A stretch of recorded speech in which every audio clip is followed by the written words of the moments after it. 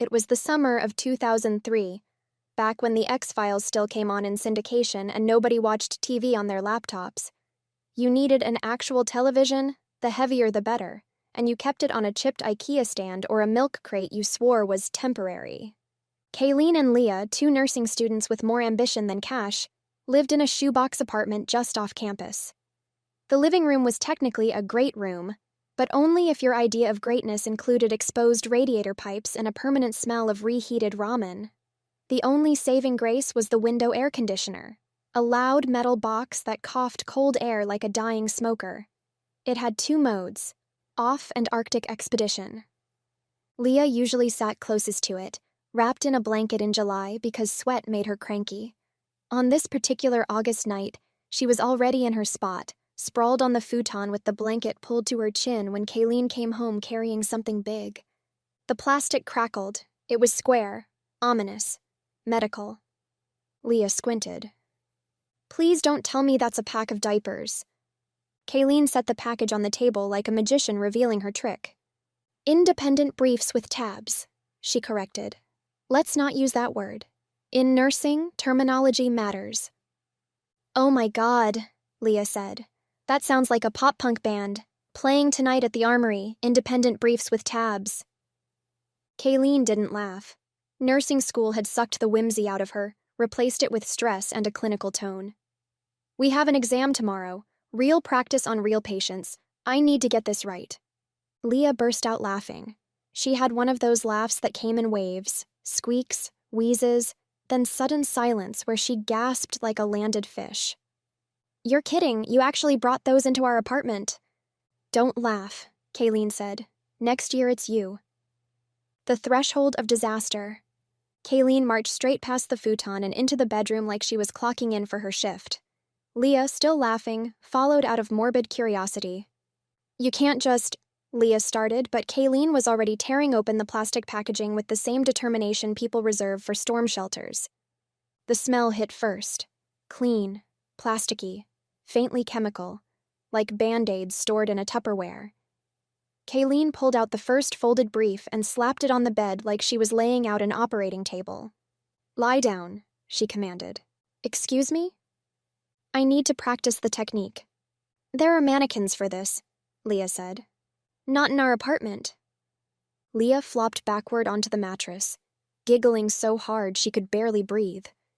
"If anyone hears about this, I'm transferring schools." "No one will," Kayleen promised. "This stays between us and Mulder and Scully." Powder in the air. Halfway through unfolding the brief, Kayleen realized she was missing something. She darted to the bathroom and returned with a bottle of baby powder. Leah sat up. "You are not powdering me." "Do you want a rash?" Kayleen asked, already shaking the bottle. Too much came out. Way too much. A white cloud filled the room, settling onto the comforter, the lamp, and Leah's hair. It looked like a crime scene in a bakery. "Kayleen?" Leah coughed, waving her arms. "It smells like my grandmother's purse in here." "Stay still," Kayleen ordered, coughing herself. "You're compromising the sterile field." "What sterile field? We live next to a Domino's dumpster." "Tab troubles."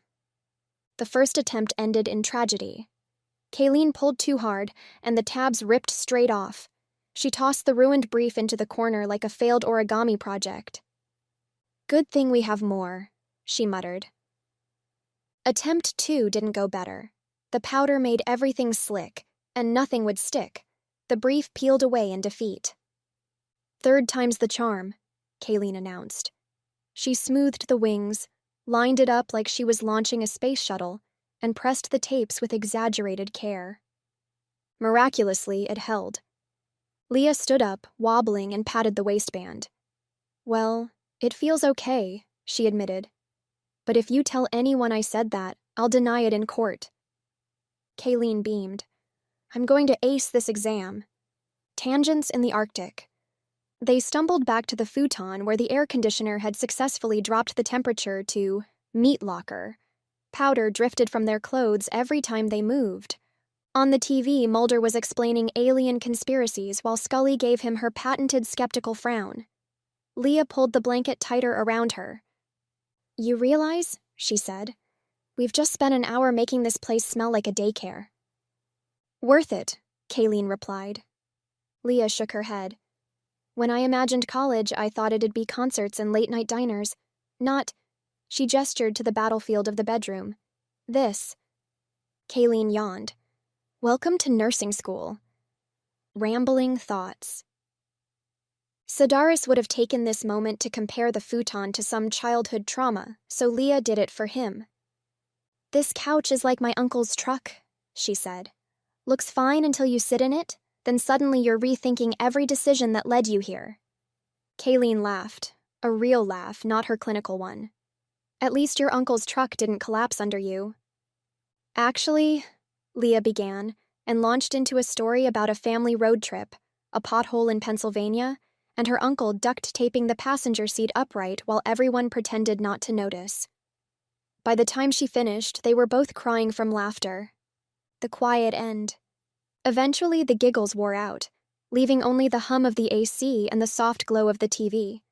The package of briefs sat on the table like a silent third roommate, unopened and slightly judgmental. Kayleen stretched out on the futon. Leah curled under the blanket. The air conditioner clicked to a lower hum. It was absurd. It was ridiculous. It was somehow one of the best nights of the summer. By the time Mulder whispered his final line of the episode, both girls were asleep. One with baby powder still in her hair, the other dreaming of passing tomorrow's exam. And that was one August night. Messy, powder-covered, and strangely perfect in a way that only made sense if you were there. Thank you for tuning in to this edition of Mommy Sarah's Story Time. If you enjoyed the stories, please support the channel by liking and subscribing. Remember, my channel is not monetized, and I write most of the content myself. On occasions when I don't, it's sourced through emails from trusted contacts. Please feel free to like, share, and subscribe. If you're able to, consider making a donation to support our channel. Your support means a lot. Thank you so much for watching, and I look forward to sharing more stories with you.